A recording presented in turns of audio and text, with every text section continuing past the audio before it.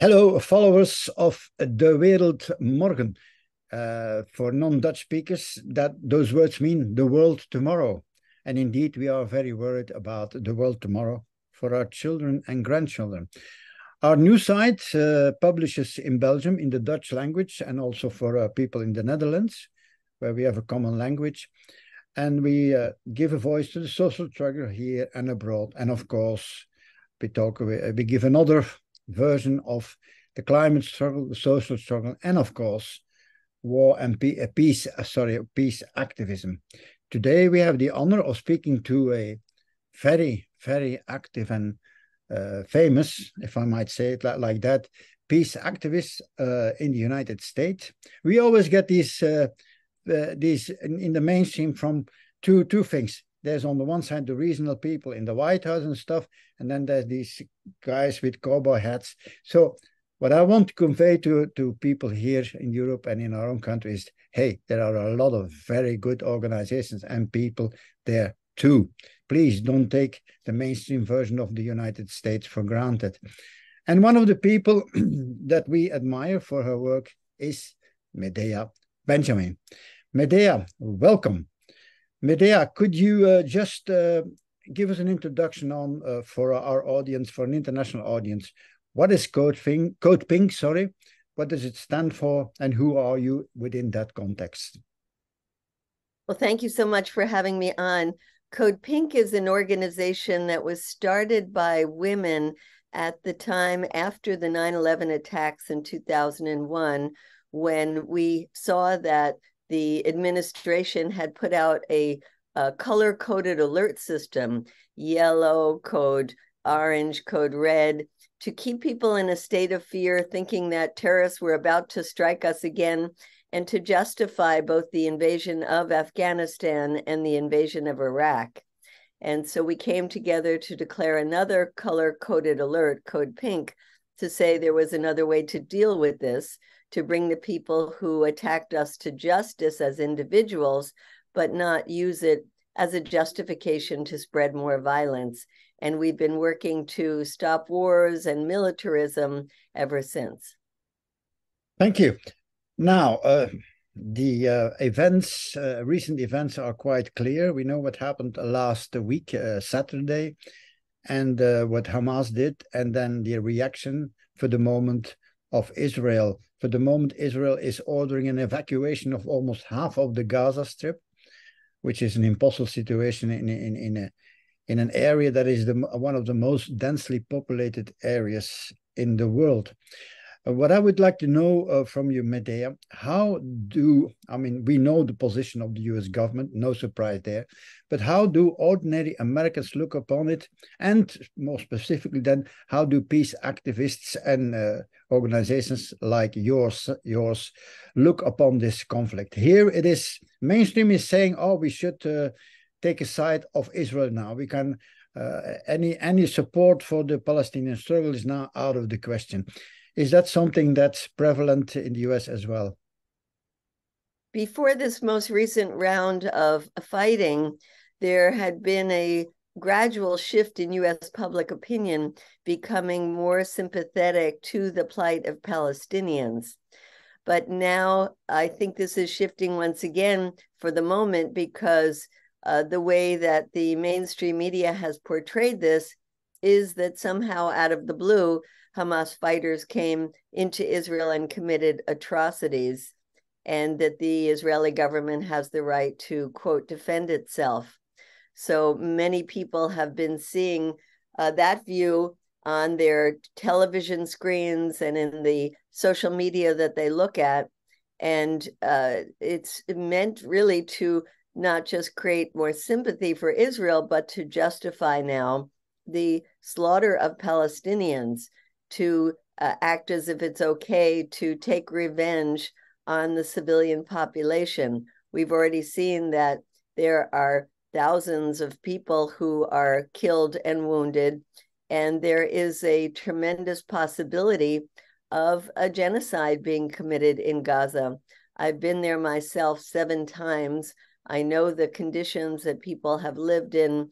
I know that the plight of the people of Gaza is something that the U.S. has ignored for the last 16 years.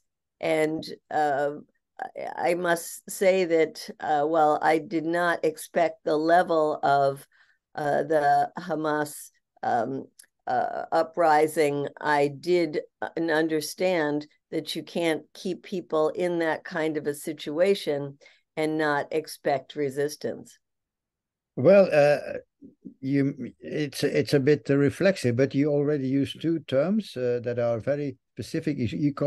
You talked about an uprising, while in the mainstream media that is not a term that is being used, and that tells us already that terminology that you use is not neutral, and that it says a lot about where you stand. One of the things that I always notice here in the mainstream media, that is that Palestinians somehow die during what I say mutual violence, while Israelis are murdered by Palestinian terrorists.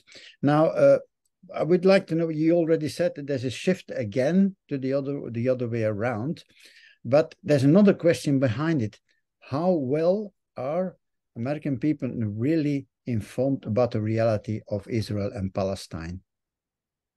The American people are not well informed at all. The only time they hear about what's happening in Israel and Palestine is in moments like this, or in moments when it's the Israelis who are attacked.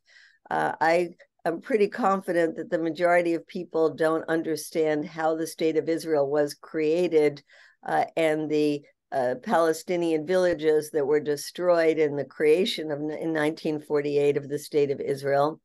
And I'm pretty sure that the American people don't understand what it's like for Palestinians who live in the West Bank or in Gaza to be facing the Israeli army day after day, and what this does to their psyche, what it does to dash their dreams for the future.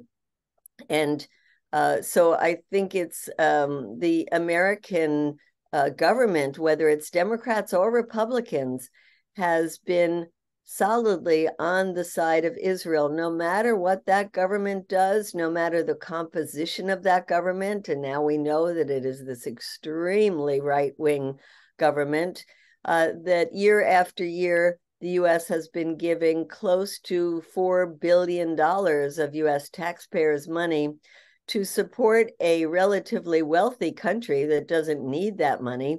And that money goes to strengthen the grip of the Israeli military on that territory. It also goes to support U.S. weapons manufacturers, because the majority of that money actually is paid to a number of big weapons companies here in the United States. So as an organization, CodePink, that is trying to demilitarize our country, we have been opposed to U.S. military support for Israel for decades, and we continue to oppose it, particularly right now when the U.S. administration is asking for even more money to support Israel at this time. In a more broader context, I would like to ask you, how well are the American public, again, I mean, I know it's very broad term to say there are so many different, like in any country, but how well do Americans realize that this idea of American exceptionalism is looked upon outside of the US, not in good terms indeed? And I mean, public opinion outside of the US, for example, overwhelmingly sees the United States as a threat to world peace, which is not something that Americans would agree with, most Americans. But how well do they know that outside of the US, people have totally different ideas about their country? Well, first, I wanted to say one other thing about the perceptions in the United States and U.S. policy, which is the largest foreign policy lobby group that exists in the United States is a group called AIPAC. And AIPAC is very well funded and well organized. And every time there is somebody that puts himself forward as a candidate for national office or becomes a congressperson, they are immediately hounded by AIPAC to make sure that this person will stay in line with the pro-Israel position, and they have shown their ability to take out Congress people who don't agree with them by putting somebody in their place and funding them well. Could you say AIPAC in full terms, please, for our audience? Oh, it's the American Israel Public Action Committee. Oh, sorry. Go ahead. And the issue of exceptionalism, there is a feeling among politicians in the United States that U.S. must keep its hegemony in this world, a lack of recognition or acceptance that it already is a multipolar world, and that the rest of the world should stand in line behind the United States. For example, right now, when we see what's happening in Israel, then suddenly our Secretary of State is dispatched to go throughout the Arab world to try to gain support for the US/Israeli position. Yet we know what the people in the Arab world, the kind of sympathy that they have had for a long time towards the Palestinians.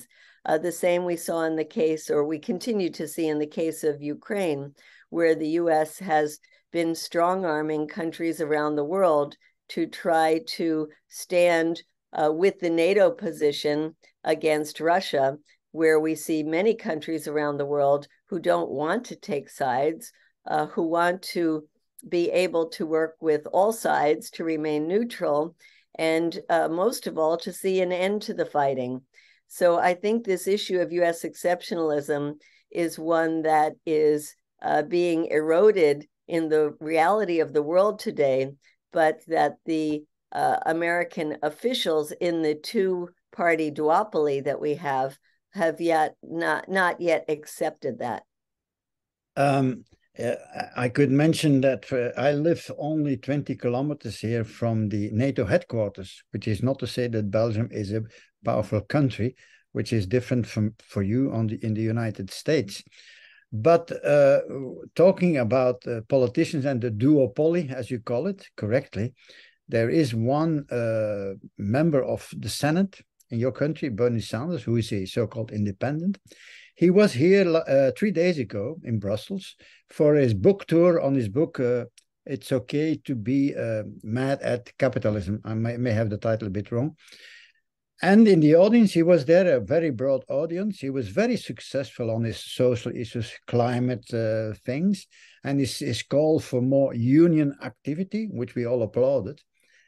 But when it came to foreign policy, it turns out that people like him are really mainstream, if I can say, US nationalists, which is regrettable. How do you explain that even politicians in your country with a more progressive view on things domestically still abide by this idea of a foreign policy as it is formulated in the White House for the moment? Well, it's interesting you bring up Senator Sanders, because last week we did a sit-in in his office in the Capitol, Washington, D.C., where 11 of us were arrested, holding up a sign that was quoting the words that he spoke before the Russian invasion in February of 2022, the invasion of Ukraine, where he said, we need negotiations, we need dialogue, we need to all sit down at the table and find a mutually acceptable solution. And as soon as the invasion started, he said, you can't talk to Putin, you can't engage, we must give our total support to Ukraine. And he has been in favor of this massive amount of money, which amounts to $222 million every day that the US is sending, which is ironic given that Bernie Sanders is a champion of the working people.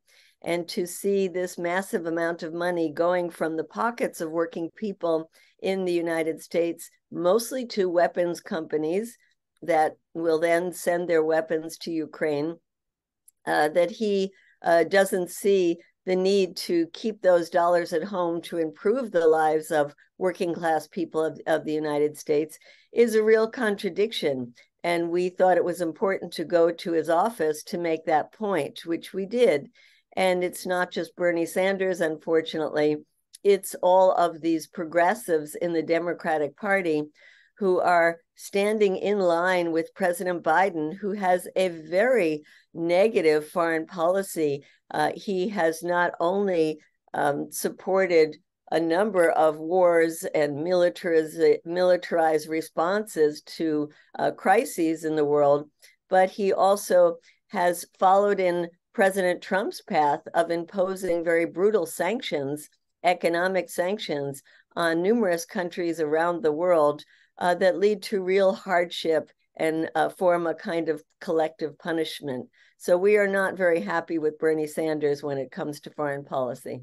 I totally follow you on that issue. The thing is also that we now came to Ukraine. We're going to wrap up. We're going to take not too much of your time. Our media for the moment are now saying, well, the so-called spring offensive that became the summer offensive is now going to be a winter offensive. Many Ukrainians die, and in reality, nothing has been gained as far as territorial advances are concerned. The only ones that gain something are the weapons industries and the geopolitical interests of the United States. Our media here have changed from in June, saying, oh, this is going to be a walkover, if you can say that in English. Well, it turned out it's not. And now, without acknowledging that they, in the beginning, always made much more brouhaha about the advances, they're doing as if they always knew it was going to be difficult. Is that something, an analysis of our media that corresponds with how the media in the US talks about the Ukrainian war, the war in Ukraine? Yes, there was a lot of enthusiasm for this counteroffensive. And when it didn't make very much gains, they took a long time in acknowledging that, but still hold on to this idea that there is a possible victory on the battlefield, that it is possible for Ukraine to gain back every inch of territory in the Donbass and Crimea, which, according to documents from the Pentagon itself that were leaked, show that the Pentagon and the intelligence agencies in the United States don't believe that's true. And so we are saying, why do we continue to fuel a war that is not winnable on the battlefield when we know that every day that goes by, more soldiers are being killed, more infrastructure is being harmed, more people are being hurt by this? Why don't we push for negotiations right now? And we have been urging our government to join with these international calls that are coming from Latin America, from Africa, from the Pope, from China, to take any one of those and say, we will work with you. And we will push Zelensky to the negotiating table. We hope the Chinese will push Putin to the negotiating table. We must find a mediated solution to this. And unfortunately, our political leaders right now are not at that point. Medea, thank you very much for this analysis from the United States on the issues that concern us as well. I mean, we talk about Israel and Palestine and also about Ukraine. I should remind viewers in the United States that where I live here, it's only a 2-day drive with the car to Ukraine. So it's not on the other side of the ocean for us, which is not to say that it's more important than other wars in the world.